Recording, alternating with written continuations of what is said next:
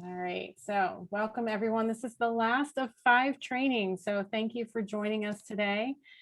Alana has put an attendance form in the chat box. This will get you a certificate, which I will be sending out over the next few days for any of the trainings that you have attended. I am behind, as I have said in the past few trainings, but we'll get that to you ASAP. But if you don't know me, my name is Mary Westland, and I'm the program coordinator here at MAEOE.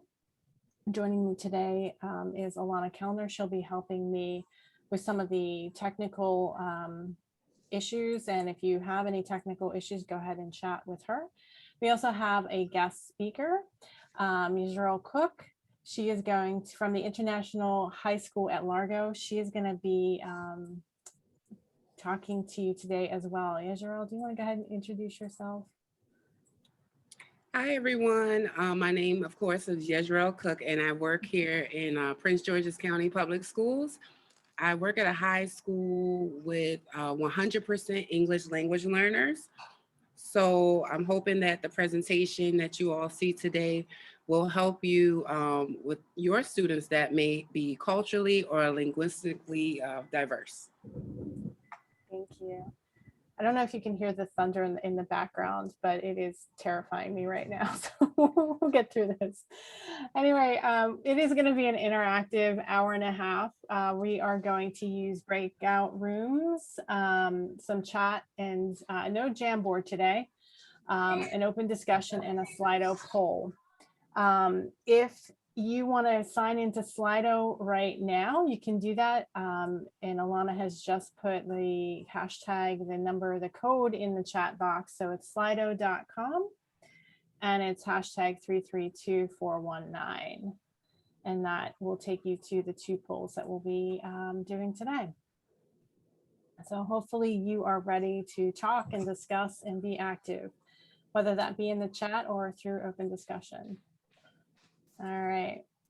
So here are some of here are our goals for this week in the agenda. This week, we're going to be talking about integrating cultural awareness and the global competency skills into your plans for using the outdoors as a classroom. Yisrael is going to be presenting, and she has some great stories to tell, some information and resources. She does have a great story, and I'm so excited that she's going to tell the story. I've been excited for it for like 48 hours now. So this is part 5 of our 5-part series, and we really enjoyed talking and collaborating with you over the past several weeks. All the recordings and resources are available on the MAEOE website, and Alana's going to go ahead and put that link in the chat box as well. This recording will be posted within 48 hours. All right, let's get ready for our first poll. So we want to know, are there sufficient opportunities for students to develop global competency skills within the lessons that you teach? Global competency and cultural awareness. So the slido.com is in the chat. Again, you can scroll up if you are just joining us. And I'm going to go ahead and hopefully this will go live. Yeah, so go ahead and sign in and let us know, you know, to what extent those skills are taught in your classroom or, okay.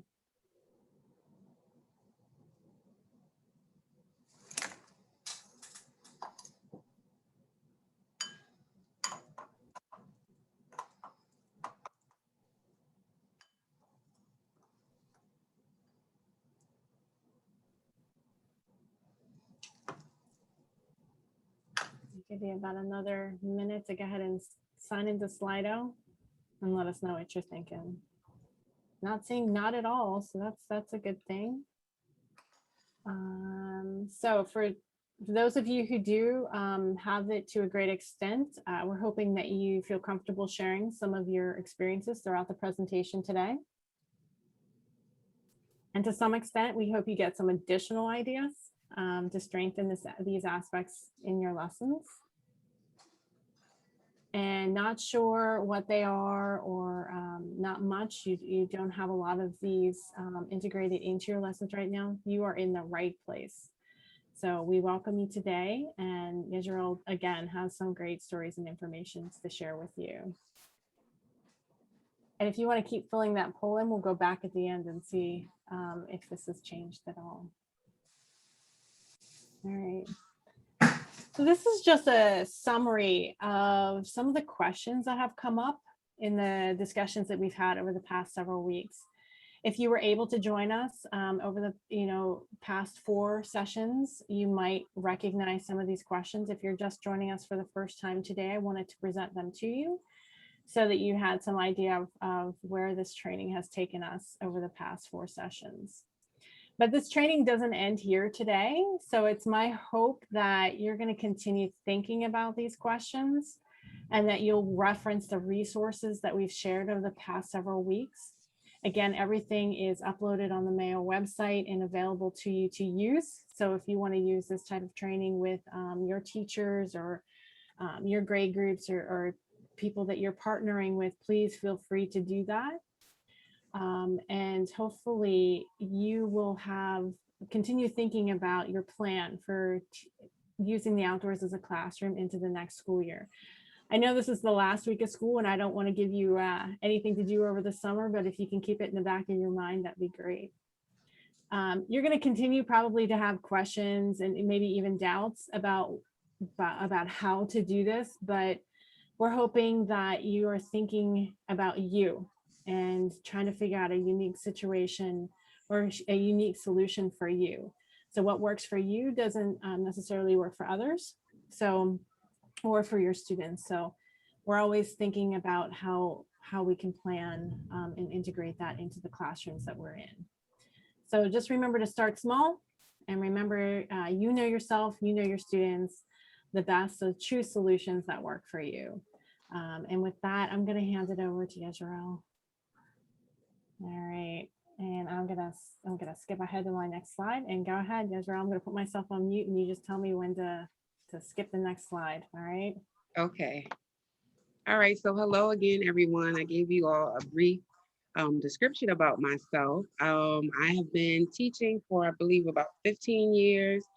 I've had the opportunity to teach in not only Prince George's County, but another county in Maryland. And the demographics were totally different. So I would say that as a former special educator, and now that I'm working with English language learners, that has basically built my capacity to teach students from diverse backgrounds. So I'm just excited to share some of the things that I've learned over the few years, and I'm hoping that you won't encounter any of these issues, and you'll be able to mitigate through some of the cultural aspects of it. Nasa workshop ako. All right, next slide. All right, so we have, as we've stated before, we have 2 objectives. Basically, we want you all to know and understand how culture impacts students' perception about outdoor education, including, of course, environmental education. At the end of my presentation, I'm hoping that you'll be able to identify some ways to mitigate students' negative cultural perceptions about outdoor education. And I'm also going to share my experience as well. Next slide. All right, so my story is a story about a 10-year-old girl living in Southern California. And this is how I learned about the outdoors. Next slide. All right, so I'm a military brat, and I lived in Southern California for about 10 years. So one of our duty stations, one of my stepfather's duty stations was Camp Pendleton, which is in Oceanside, California. It's halfway in between Irvine and San Diego, if you know where that is.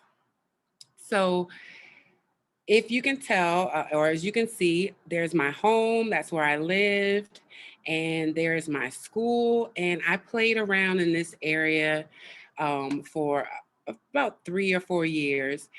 And it took a camping trip for me to really learn about the great outdoors. Now there's a spin to it. Let's click on one of those blue dots. So Lake O'Neill is the camping ground for the base. The base is, I want to say, like the second or third largest base in the United States. And if just looking at the scenery, you all can see things like mountains, trees. You see people fishing. In the back, you can see the camping ground. And let's click on the second pin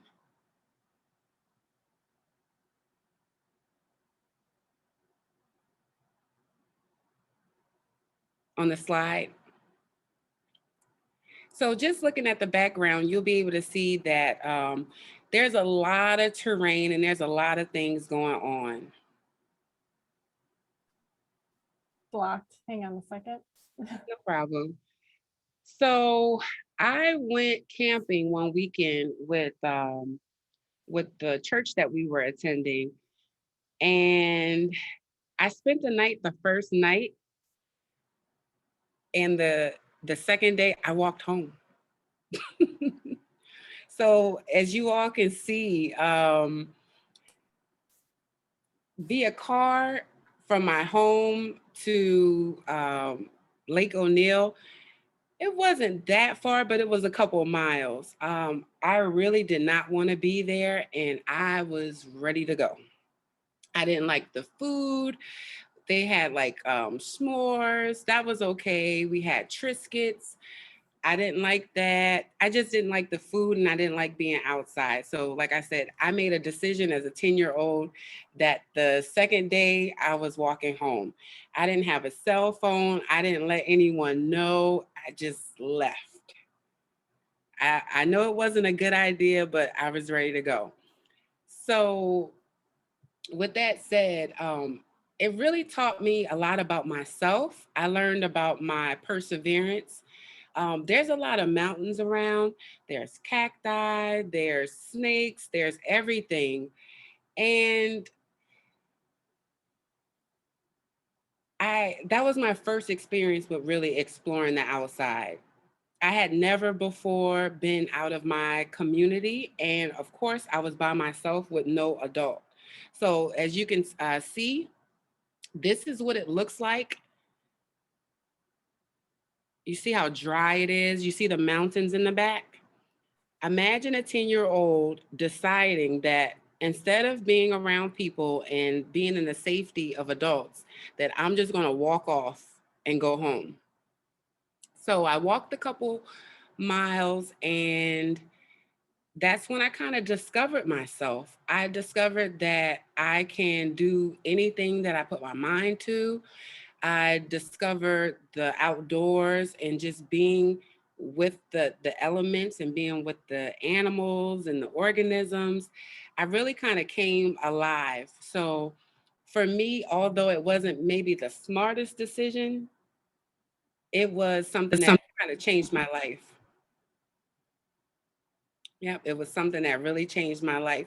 And I'm quite sure that there's other students as well who by any means necessary, they don't want to be there. And it's how can we as educators provide experiences for them to get them not only to learn about the environment, but to also learn about, themselves. So uh, having a relationship with the environment is a lot different than just knowing about the environment. But before you have a relationship with the environment, my belief is that you have to learn a relationship with yourself.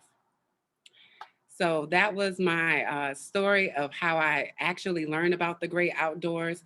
I didn't come from a family that went camping. We've never went camping. If it wasn't for the church, I would have never been. So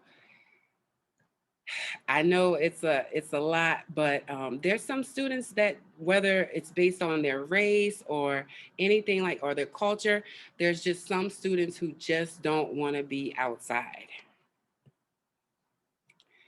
So hopefully throughout this presentation, you're going to see some different ways of how we as educators can walk them through not only learning about the environment, but also give them the chance to learn about themselves and to also learn about other cultures as well. All right. Did you want me to share my screen? Is it sharing at all? Can you see it? I see your desktop. You sure and do. the speaker notes with the presentation on the left side. My computer is freezing, but let me see. I think it's the storm. Hang on a second. All right, I'm gonna try this again because we're on the video next. Sorry, everybody.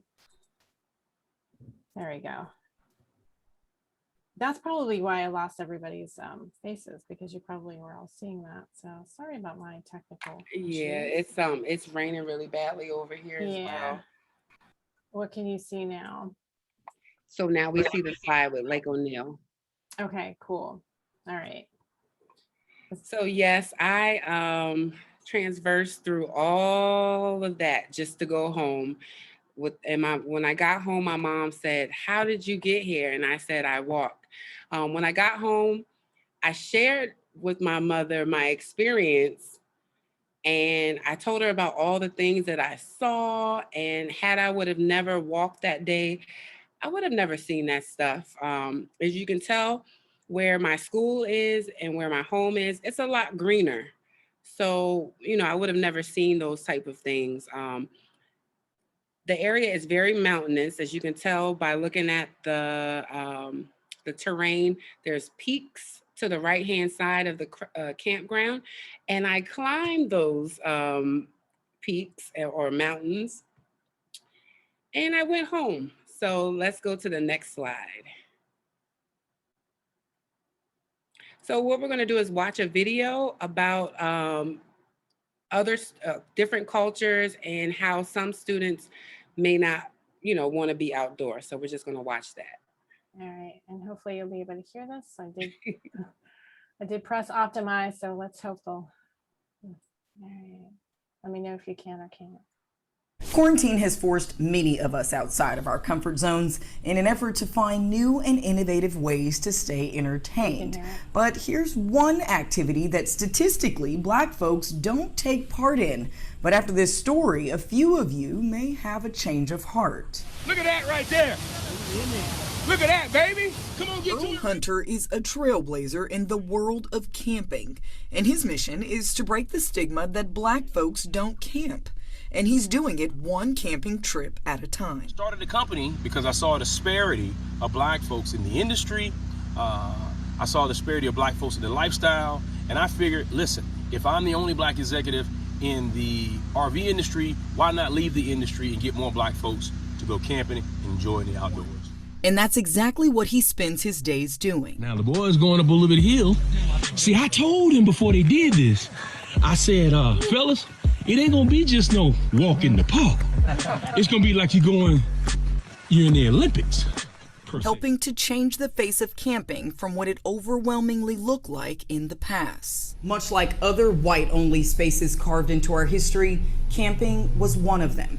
There were very little camping sites available to Black people, if there were any at all, especially in the South, where in those same woods that those folks were camping, Black folks were being lynched in. But today, Black Folks Camp 2 isn't just about getting Black folks out to camp.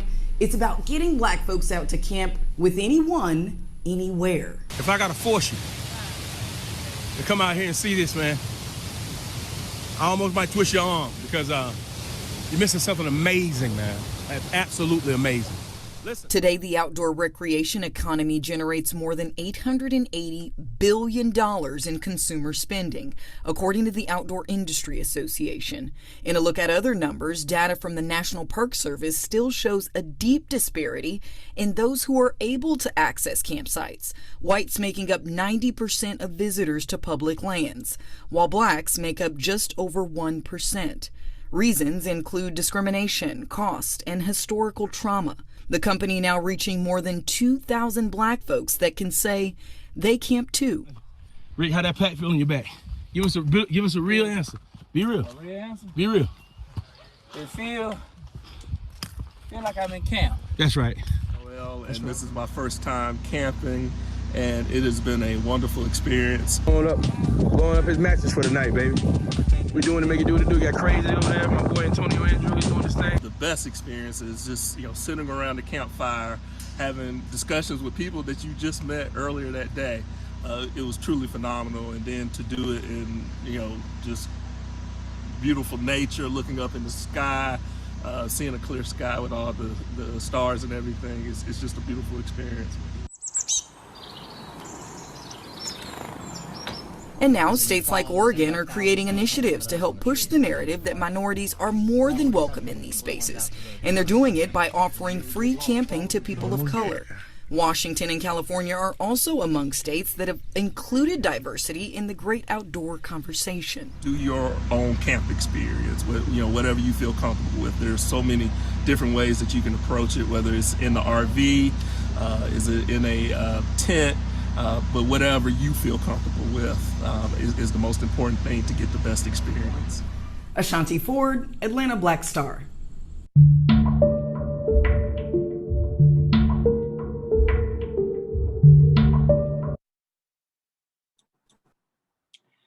Okay, so as you heard him just say, there are a certain population of people who just don't go outdoors, whether it's certain races or ethnicities, or you can even think of the stereotype that girls don't go outside. So there are basically three key components of culture, and those three key components are values, beliefs, and norms.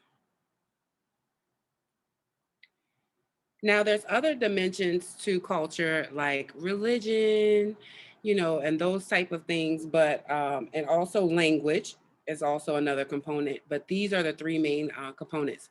So values are a set of beliefs, practices, or ideas that is considered to be important or worthy and fundamental in one's culture.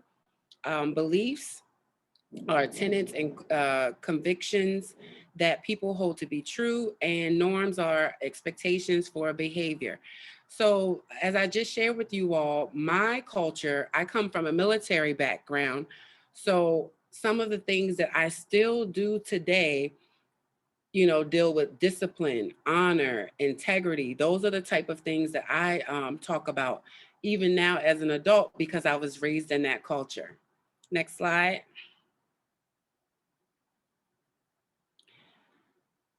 So when you hear students say things like, do we have to go outside? I want everyone to kind of think about why they're saying, do we have to go outside? Could it be possibly for safety reasons? I know that I don't have any children, but I know that I see a lot of my friends not really let their kids outside or their children outside for safety reasons. So I just want you to think of things when you hear hesitation about students going outside. Could it be, because they don't want to get sunburned?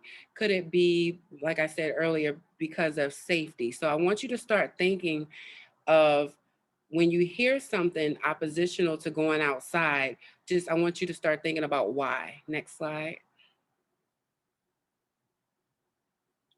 All right, so there's a outdoor foundation, and the national survey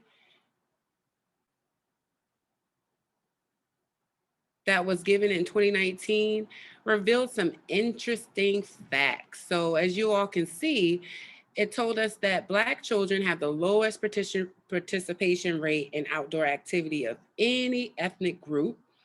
And about 40% of the Black youth aged between 6 and 17 reported participating in outdoor activities once per month, while their white counterparts, on the other hand, reported 60% once a month.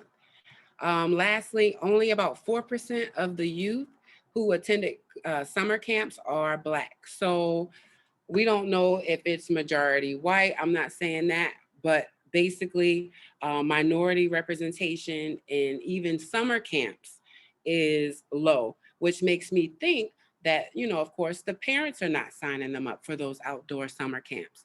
The guy that you just saw on the video, Alex Bailey, he said there's just a huge gap in outdoor participation. So with that said, if I'm not participating in outdoor activities, when I'm in school, do I really want to participate in outdoor learning activities? Next slide. So what do the researchers say about this issue? Many researchers say that in order to get more participation and engagement out of students, there are 4 motivating factors for project-based learning, which are readiness, humanitarian service, critical thinking, and understanding of the content.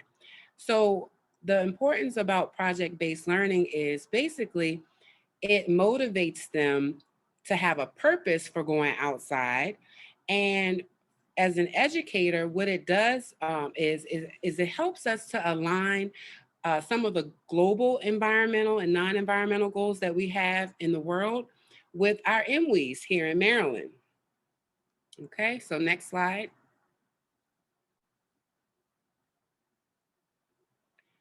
So when you're evaluating project-based learning, you should always have a framework. So if you can remember the acronym SAGE, which stands for Student Choice, Authentic Work, and Global Significance, and Exhibition to the Real World Audience. This is a framework that allows the educator who's designing the learning experiences or projects to basically reach all students. So this is basically a form of equity, okay? Next slide. So if you're wondering, why are we talking about global issues and we're supposed to be focusing right now on MWEs? I want you guys to think about a broader context of how are we in the United States doing in comparison to other countries in the world. Next slide.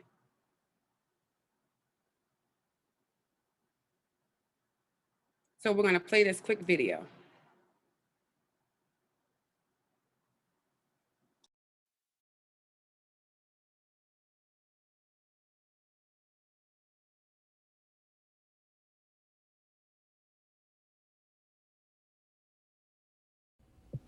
Over 10 million students represented in PISA's latest global assessment were not able to complete even the most basic reading tasks, requiring the kind of reading skills you'd normally master by the age of 10. And just 1 in 10 students in the OECD area were able to distinguish between fact and opinion based on implicit cues, which is not easy, but which is what the digital world around us is all about. And there has been no real improvement in learning outcomes over the last decade, even though expenditure on schooling rose by more than 15% in the OECD area. You might want to switch to another channel right about now. Impossible to change anything as big, as complex and entrenched in vested interests as education. But keep watching. Why? In the Chinese provinces Beijing, Shanghai, Jiangsu, Zhejiang, which came out on top in PISA, the 10% socially most disadvantaged students showed better reading skills than the average student in the OECD area. And they did as well as the 10% most advantaged students in some of those countries. Also, many of today's highest performing education systems have only recently attained their top positions. Estonia steadily advanced to the top among OECD countries, despite the fact that its expenditure per student ranks about 30% lower than the OECD average. Portugal rose to the OECD average level despite being severely hit by the financial crisis. And also some low-performing countries saw remarkable improvements. Think of Albania, Moldova, Peru, or Qatar. Turkey's improvement may look somehow less impressive, but Turkey was able to double the share of 15-year-olds enrolled in school, from 36 to 73% between 2003 and 2018 alone. Sweden showed an improving trend since 2012 that reversed earlier declines. PISA always devotes a lot of attention to social inclusion. The reason for that is very simple. Children from wealthier families will always find open doors to a successful life. But children from poor families have often just one single chance in life, and that is a good school that gives them the opportunity to develop their potential. And those who miss that boat rarely catch up, because later education opportunities in life tend to reinforce early education outcomes. And the reality is that in many countries, the zip code still remains a powerful predictor for the success of students and schools. So countries need to work harder to attract the most talented teachers to the most challenging classrooms. In France, in Germany, Hungary, Israel, Peru, and the Slovak Republic, the gap in reading between the 10% most advantaged and the 10% most disadvantaged students was equivalent to well over 4 school years of schooling. But again, the achievement gap varies hugely across countries. In some countries, we can barely see performance differences among students and schools from wealthy and poor backgrounds. And in the same vein, the world is no longer divided between rich and well-educated nations and poor and badly educated ones. That should give us hope. We also need to pay more attention to social and emotional outcomes and career aspirations. Think about gender. Most school systems have done well in helping boys and girls achieve equally well in math and science. But the share of boys who want to work in information technology-related jobs is 7 times larger than the share of girls. And more than 1 in 4 boys said they expect to work as an engineer or science professional, while fewer than 1 in 6 girls said so, even when boys and girls did similarly well on the science PISA test. PISA also shows that disadvantaged students tend to hold lower career ambitions even when they perform equally well than their privileged peers. Only in a few countries, Canada, Chile, Korea, Singapore, Ukraine, and the United States are good examples here, where students' educational expectations both ambitious and aligned with their academic performance. So yes, the challenges are tough, but PISA shows lots of examples where schools and education systems address those challenges successfully. The task for policy and practice is not to make the impossible possible, but simply to make the possible attainable.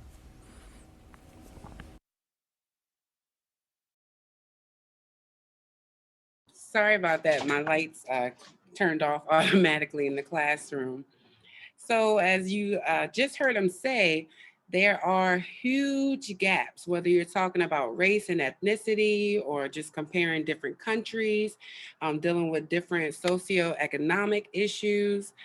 And it's like we have to start thinking of ways that we can provide equitable learning opportunities for our students based off of some of the damage that's already been done in our culture. We all know that sometimes we treat boys differently than girls. I just remember as a former special educator being in IEP meetings when it's time to talk about the transition. The student may have been an awesome math and science student. However, they would say that they wanted to babysit. And I would question myself as to, well, what's going on in the home that this child thinks that they can't achieve anything else? So just looking on the screen, you'll see some data. And if you look in red, I'm not sure if it's clear on your end or not, but if you look in red, you'll see where the United States is. And this was from 2015, and we have math, reading, and science. So I'll just give you a few seconds to look that over.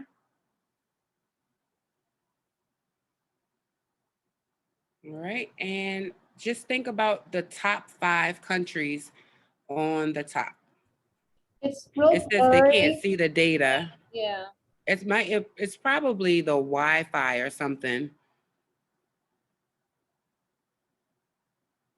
Is that any better? No. Hmm. If you like, I can share my screen. Yeah. I am. Yeah, it's Wi-Fi problems.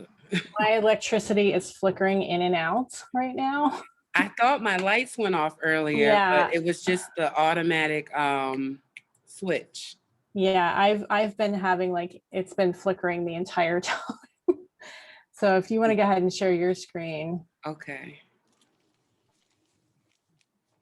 Yeah, I thought I was going to completely lose Wi-Fi and internet there a minute ago. All right, so I'm going to share my screen. Let me present. All right, is that better, everyone?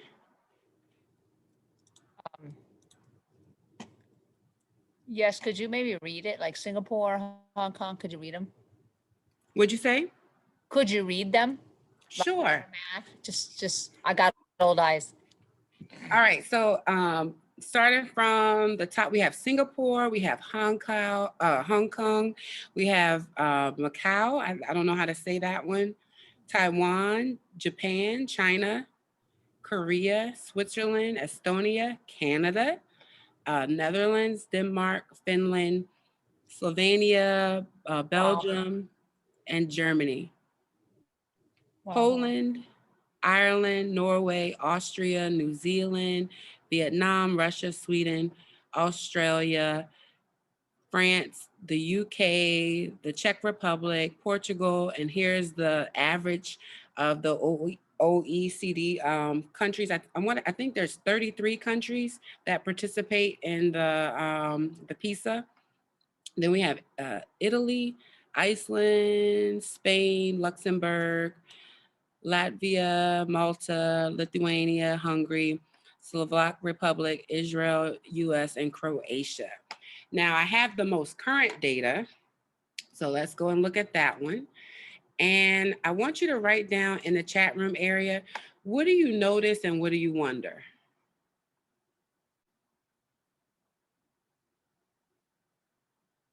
So I'm just going to read some of these countries just in case you can't see again. And the countries that we have are China, Singapore, Macau, China, Hong Kong, China, Estonia, Canada, Finland, Ireland, Korea, Poland, Sweden, New Zealand, the US, so we're right here. UK, oh, we did better than the UK, okay. Japan, Australia, Chinese Taipei, Denmark, Norway, Germany, Slovenia, Belgium, France, Portugal, Czech Republic, Netherlands, Austria, and we have Switzerland and Croatia. Now, these aren't all the countries. I think this is just all that I can fit on my screenshot. All right, so I'm looking in the chat room area.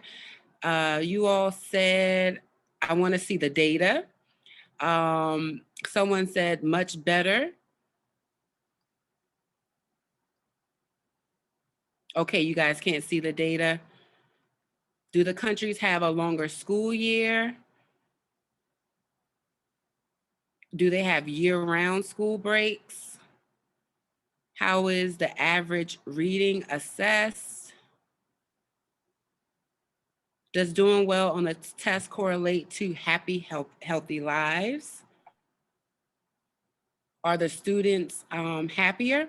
So I'm happy you said that. I was on YouTube last night and I had some noticing and wonderings. Also, I wanted to know a little bit more about Singapore. Like I used to teach math and I heard about the Singapore math. And the video that I saw was shocking. It was about a little boy who gets up like around 6 o'clock in the morning and he goes to school until 1 p.m. And then after he gets out of school, he has his STEM class. To make a long story short, at 8 o'clock at night, he's still doing homework. So I'm not sure if our students here in the US some of them can handle that stress. With them in Singapore, what happens is once you do a certain amount of grades, there's a test that you have to take, which allows you to go to a magnet school. And of course, the better that you do on those tests, kind of tracks or directs the rest of your life. So the parents are putting pressure on those students to perform. Someone said, why isn't there any data from the African countries? They may not be a part of the OECD. Now, I do have the data if you are interested. Let me get that for you all. I can put that in the chat room area.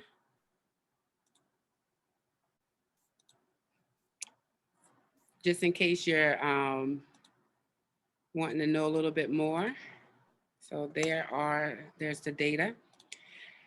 Now, this graph, as you can see, it basically shows the correlation between the gross domestic product and how much money they spend on schools. The US spends about 1.5, almost 2 times as much as the average OECD country. So we spend a lot of money. You see that we don't spend the least, like Colombia, and we don't spend the most like Luxembourg.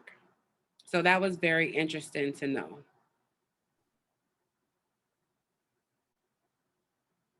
I'll give you guys a few more seconds to look over this. Do you know, I'm trying to find Singapore on there. Do you see Okay. Singapore on there?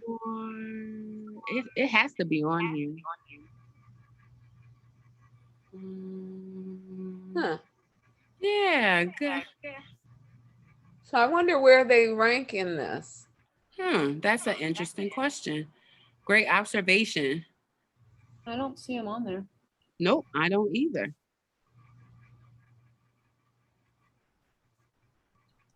I don't even, is China on there?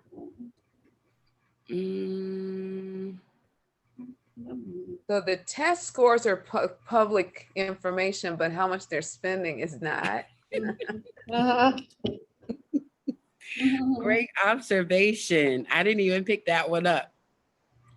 Yep, they're not. I don't see those countries, those top 5 countries, the different Chinese countries or territories. I don't know what they're called. And I don't see Singapore. Interesting. Okay. All right, so we'll have to find that information out. That would be interesting to know. So the purpose of us talking about project-based learning and talking about cultural awareness is to show you all that there's something called global goals. These goals were created in 2015, and if you can tell, there's 17 of them. Before I start planning for an MWE, what I usually do is I look up one of these goals, and I can give you all that information later. And I always start with one of the global goals before I start looking at the local situation. So for example, in my biogeochemical systems class for for quarter 3, we were focusing on energy. So what I did was I went to goal number 7 for clean energy, and I basically looked at the targets. There's little small targets underneath, and this helps with interdisciplinary planning. So the benefit of using global goals is there is a goal and then there's sub little targets. And basically this can help not only you, but if you're on an interdisciplinary team, it can help you all come up with your projects or lessons and things like that. So if you're wondering what the benefits are, there are a lot of different benefits. So it helps with diversity. It helps with learning not only about other cultures, it helps you to learn about yourself when you focus on the global goals. It helps students learn how to communicate all those 21st century goals that we're supposed to be teaching our students. It helps with all of that. So teaching students about the world is not just just a subject within itself, separate from other content areas, but should be an integral part of all subjects taught. We need to open global gateways and inspire students to explore beyond their natural borders. So just remember that if there's a local issue, that local issue is going to affect the rest of the world in some kind of way, and vice versa.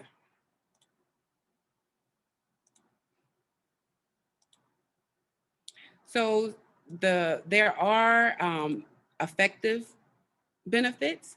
So global competencies are also the attitudinal, the ethical dispositions that make it possible to interact peacefully, respectfully, and productively with fellow human beings from diverse geography. So it helps with values, it helps with motivation, it helps with attitudes, stereotypes, and feelings. It encompasses all of those different things. So it also helps with college and career readiness, which is one of our major goals. 9 in 10 students recognize that jobs are becoming increasingly international in nature and believe they would be stronger employees with a better understanding of different cultures. Students believe their appetite and enthusiasm for global education has not been met with an adequate level of instruction in global studies. So we're hoping that all content areas focus on these global competencies. So there are 4 main global competencies, which include investigating the world, recognizing different perspectives, communicating ideas, and taking action. So like I said earlier, this just really shows you how global goals can align to local environmental goals and also the MWEs. So we can easily put all of these different 4 domains within our lessons.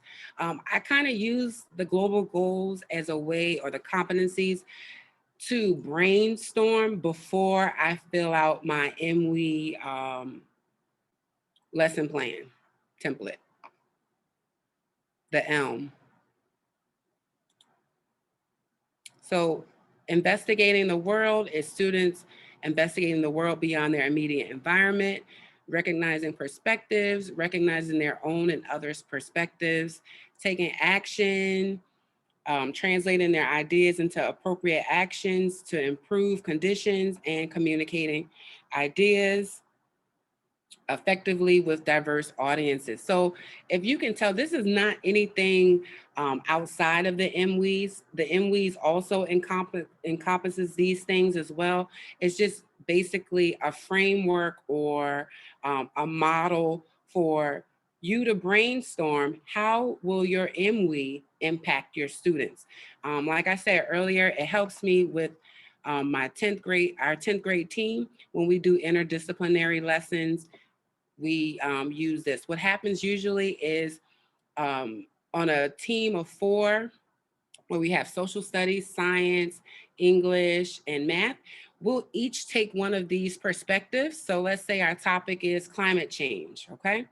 So one content area will take investigate the world, another one will take recognize perspectives, another one will take communicate ideas, and another one will take action.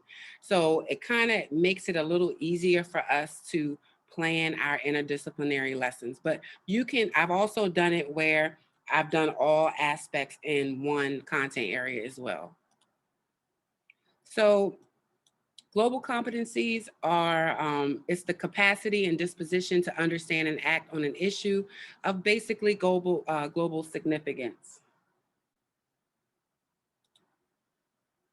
So right now what we're gonna do is we're gonna go to Menti, if you can. So go to menti.com and use this code. And I want you to respond to what are some types of learning experiences that can mitigate students' negative perceptions of outdoor education.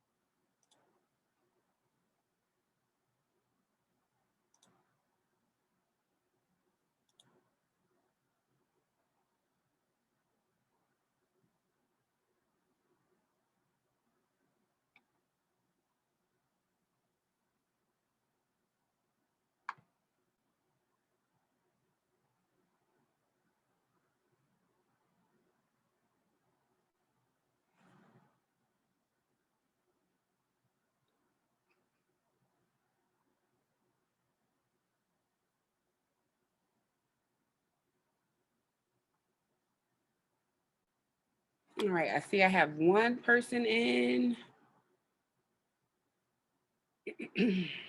All right, here we go.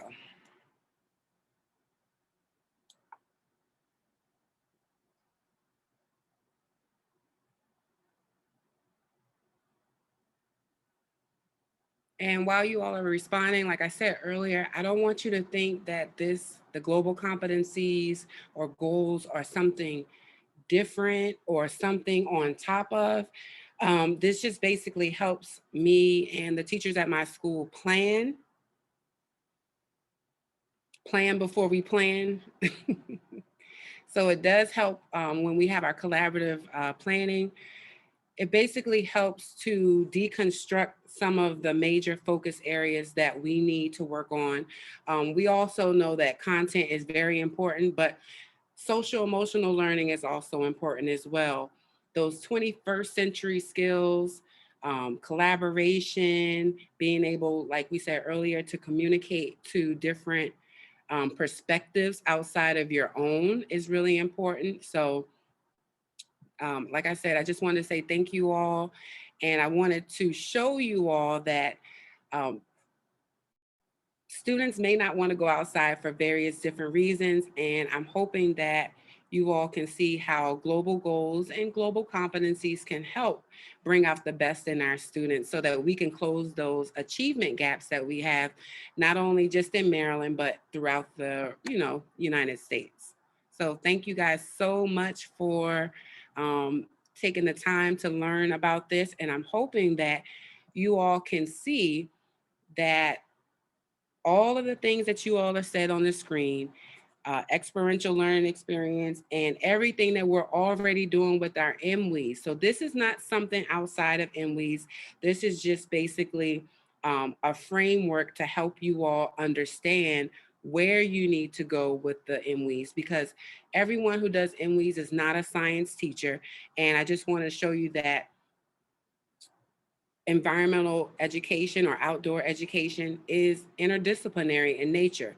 So we need to make sure that we focus on that so we can bring the best out of our students. So thank you guys very much, and thank you for your time.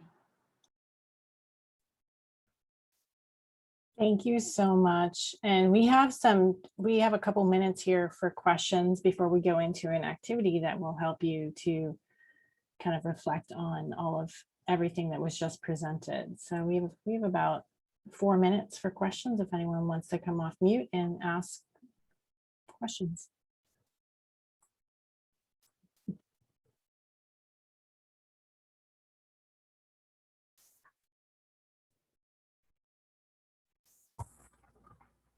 Hello? Oh, go ahead. Hi, No, Sean. sorry, go ahead. Hi, okay, well, your outdoor experience of just walking away from everybody else, I just love that. And, but I'm trying to figure out how we do that without, having the teachers hung from trees. Is there a way that we can kind of create that space for kids to go out and explore, without getting the teachers in trouble? What are your thoughts about that? I would say probably in the beginning of the school year, when you allow your students to go outside, maybe not have an objective, maybe just hang out, maybe go outside and, like I said, hang out. And then when you get back into the classroom, have them reflect on their experience. How did you feel being outside? Did you experience anything new? Did any of your friends that you were talking or peers that you were talking to, kind of get into that social emotional learning aspect of it instead of just jumping on the content? Because I know that I'm very content driven. So sometimes I have to kind of pump my brakes a little bit and say, let just whatever happens, let it happen. Of course, establish boundaries. You can't go beyond this point, but just letting them explore. That's what happened with me as a 10-year-old, just walking off into the wilderness and exploring that there's a whole nother world outside that my mother sheltered me from. Uh-huh. Uh-huh. Thank Can you I- so much. Can I ask a question? So when I did a dissection class in my marine biology classroom, I had to accommodate kids who really didn't want to touch the fish or the other organisms, and I found really interactive videos. How do you find activities that transition kids, reluctant kids, into being excited kids while not stepping on their toes and going about that, making them feel uncomfortable? So one of the things that I work on constantly is making sure that anytime the students are working in groups that they have a role, and then I rotate that role so that by the end of the unit or the end of the quarter, everyone has had an opportunity to do that particular role. So if it's a lab, type of situation, today I might, I try to make the roles based off of STEM careers. So you might have one that's the surgeon, and that might be the person who's responsible for using the scalpel. Then you might have, any other kind of role that you come up with. But if you use roles and then you rotate the roles, there's less apprehension because you feel like, well, everybody's going to get a chance to do it. I just wanted to piggyback on Yasrul, your idea of just sort of being in the space and enjoying the space.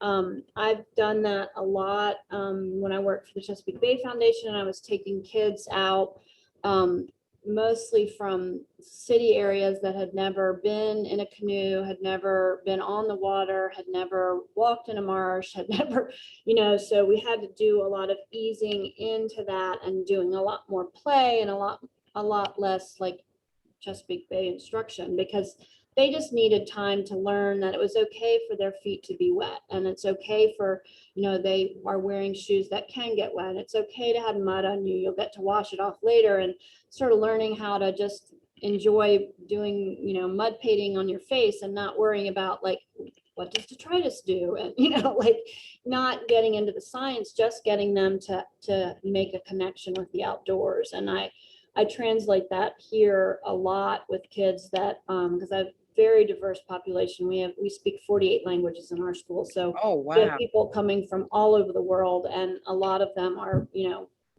just arriving from wherever. So, so a lot of different cultural ideas about nature and this, that, and the other. So we do a lot of that. Just let's be in the space and let's see what's happening. And 9 times out of 10, I would say that their other peers motivate them to move towards being more adventurous. So if a child doesn't want to hold cicadas, as we've been doing in the last few weeks like crazy, then they see their friends doing it, they see me doing it, we talk about it a lot, and they learn more about them. At the same time, they're not frightened of them, and then they gradually get to the point. So I have like 8 kids in my class that wouldn't even get near them, and they all, today I was taking pictures of them, they have them crawling all over them in their hair and on their shirts. And so I think some of it is, especially when you're dealing with any cultural norms where being outdoors is just foreign to them. Just like if you took someone who grew up in the country and dumped them in the middle of New York City, they would be freaked out. So it's that letting people know that it's okay. You don't have to touch them. We're all out here together. I'll keep you safe, and 9 times out of 10, they want to be touching or doing what the other kids are by the end anyway. So. And I'm happy that you all said that. I put in the chat room, I just learned over the last couple of weeks about something called grounding, where you take your shoes off and you just kind of like just stand or just touch the ground. There's this framework that basically says that the earth is electromagnetic, and shoes, because they're, the rubber soles, prevent us from receiving certain energies from the ground. That might be an activity that you might want to do with your students, depending on if they're comfortable or not, or yoga, just anything to get them outside and to get them, comfortable.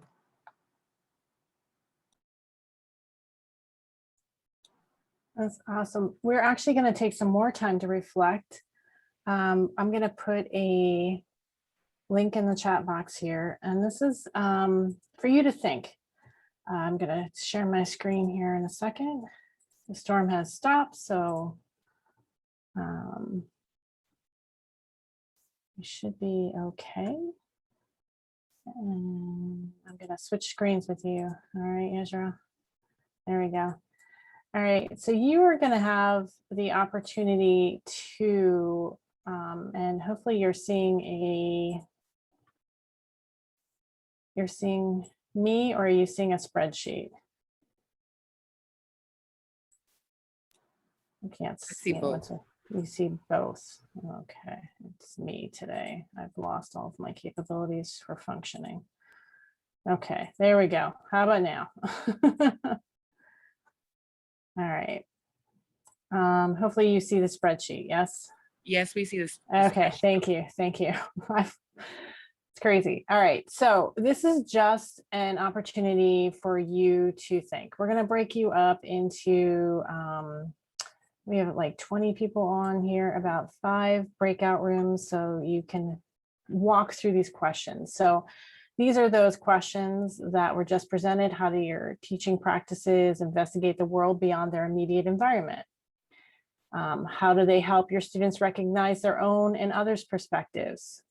So what are you doing in your classroom already? And what could you do? How could you do this outside? So how do your practices help students to translate their ideas into appropriate actions to improve conditions? And then the last question is, how do your practices help students communicate their ideas effectively with diverse audiences?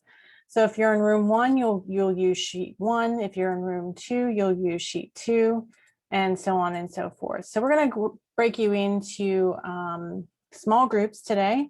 I'm hoping that you will use this opportunity to just reflect on your practice and just to have a short conversation.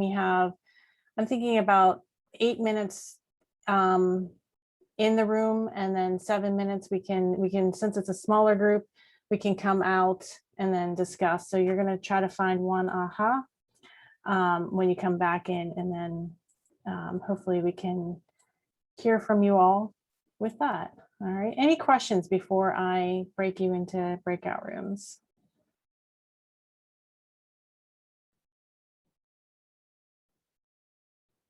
All right.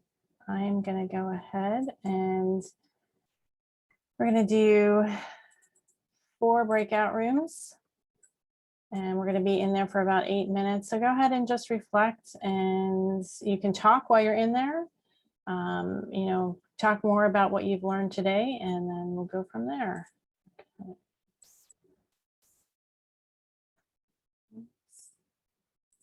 Options, and Israel and Alana, if you want to stay in, you can, or if you want to join the breakout room that you go into, you can join that as well.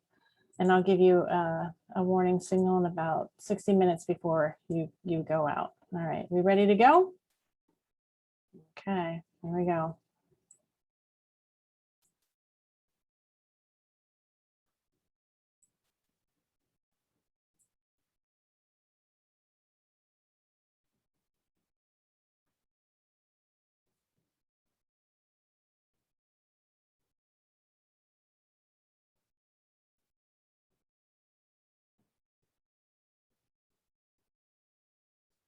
And if you are still in the main room, you should see an invitation to join a breakout room.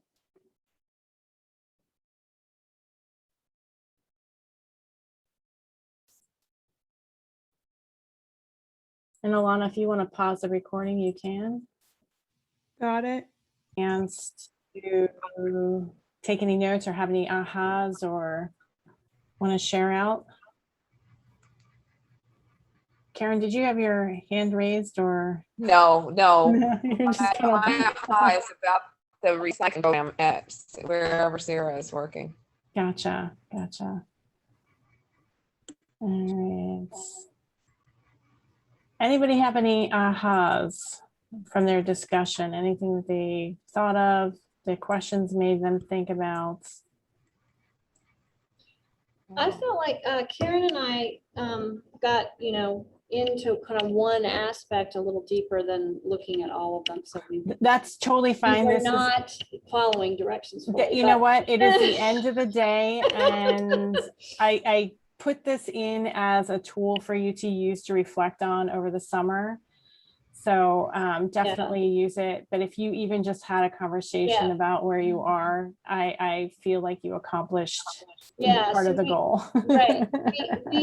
We both tend to be teachable moment people. So like I was explaining today, we had a strange insect that I need to find out what it is because I don't know. That I took a picture of that. One of my kids came on and goes, Miss Preston, I saw this bug on the window. It's really bizarre. So we stopped math and we that bizarre bug, and talked about, how everybody wanted to find out what it is. And I said, well, we do need to get back to math, but this is what we need to talk about as far as you are looking it up tonight on the internet, see what we can figure out. And tomorrow we'll talk about it. And so using those teachable moments and getting outside of the lane, so to speak, because I think that helps kids learn how to look broader from themselves at the global world when they are in a position to do that. If they learn how to sort of divert their attention and take more in the smaller habitat that they might be in. So it seems to help when you are like, life is happening right here. Let's look at it, because I think that helps them have the skills for looking broader and globally, hopefully later on. And we were talking also about how that you can take that moment. And so we want to find out more about this bug. How do we spell it? How do we, what percentage, what fractional part of his body is, because she said he looked like an ant at the front and a grasshopper at the back. So yeah, can you draw it? You can just bring in so many things from there.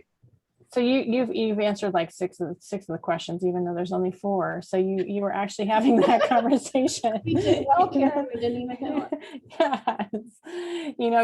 You're bringing your classroom learning in, and you that teachable moment is a perfect example of how you actually do this in the outdoors, like how you get them to investigate. Just, I can't even imagine, like drawing it would be cool. Like you can do so many things with that. Like, why is it like that? What habitat does it come from? What habitat what does it eat? All those things. So, yeah. I just want to share, like I do an interactive notebook with my students every day, my 7th grade science students. And I thought the drawing page was the dumbest thing ever. And they love it. Like they're like, tell me, Miss Shank, what we're going to draw today. And I'm like, okay, let me think, so you're right. They love drawing, and it really gets them to personalize, to make what we learned a personal thing. Some of them like do chicken scratch, but some of them really take it seriously and enjoy it. So that was a great suggestion. Yeah, nice. Any other ahas? Group 3 had some ahas, but I'm gonna mangle them. It's okay. It's Thursday. It's the right. end of the school year. It's an open group. Well, and we were all over the place, and we had so many thoughts popping about how to see other people's perspectives. We were talking again about using roles as a way, switching off in roles as a way to kind of shift perspectives. One of the things that I shared was that I work at a conservancy, and I do a lot of nature play with loose parts. I bring out bins, milk crates full of, spatulas and tape and chalk and muffin tins and tarps and rope, and just actually I have to move away from all of those things because otherwise the kids are too timid and shy to start digging through and doing stuff. So I pretend to be busy, like 20 feet away, and they start making these amazing creations after 45 minutes. And they usually, invariably, kids in the 10 to 12-year-old range set up shops, start trying to hawk their wares on the other kids of like rocks or something, whatever. But it's this thing that happens when they start setting up these little society type features that the social emotional learning, like they start having to work with each other to make these creations, and then they interact with each other to make their fake money. And so I find oftentimes if I get out of their way, they do very well at taking on each other's perspectives. That's cool. Yeah, it just gives them that freedom to explore without the adult looking over them. And yeah, I like that. I like that. We have time for one more haha. Or boo-hoo. Either way.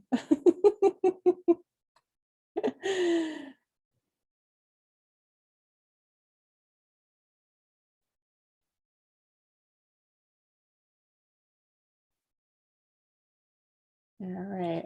I had one. There we go. Okay. I knew as soon as I started talking, someone would talk. Go ahead. So I was in a group with Megan, and I guess I'm still stuck on what was his name yesterday? Easley? Dr. Easley. Easley. Yeah. I'm still stuck on what he talked about in terms of, building a relationship with yourself and a relationship with others and a relationship with the environment, because many a times we're just teaching it, issues or teaching things and there's no relationship.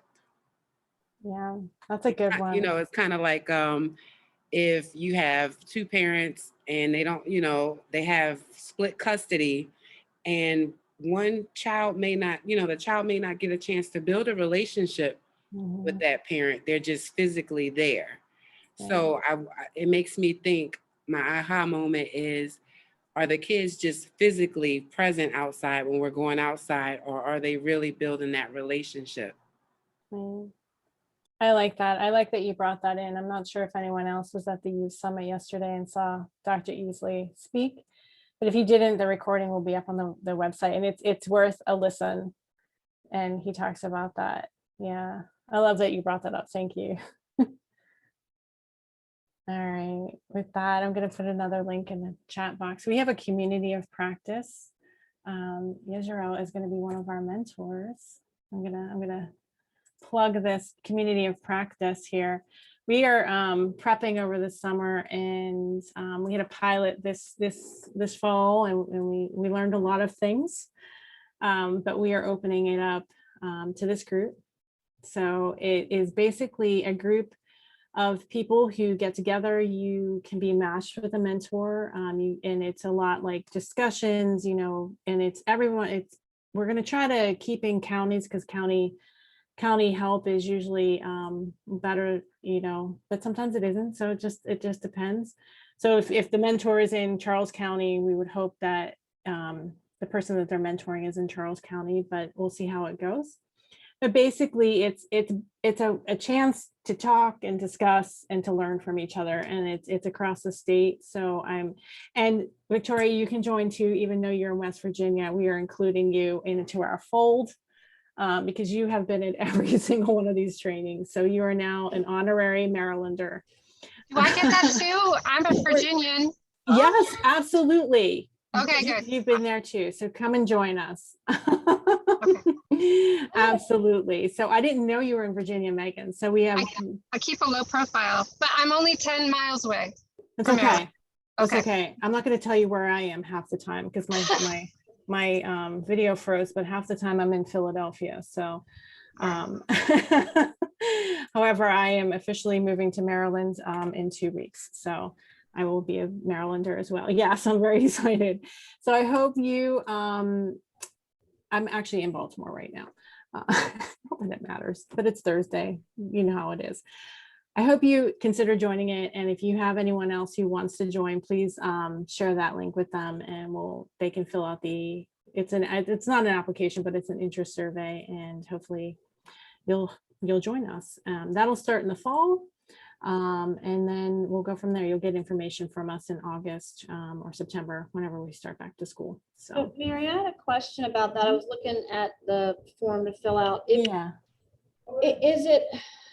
it also a group getting together, or is only mentor and mentee? Because I'm not sure that I want to do that, but I would. It's or when both. y'all had the little group meetings, it'll be both. I'm gonna start just my video again. Time, I'm not sure. Absolutely, yeah. We want this to be something easy that you can join and participate in. So if you don't necessarily want to work with a mentor, just let us know. Okay. But it'll be both. So we are trying to match, and we are gonna come together as a community, kind of like we do here.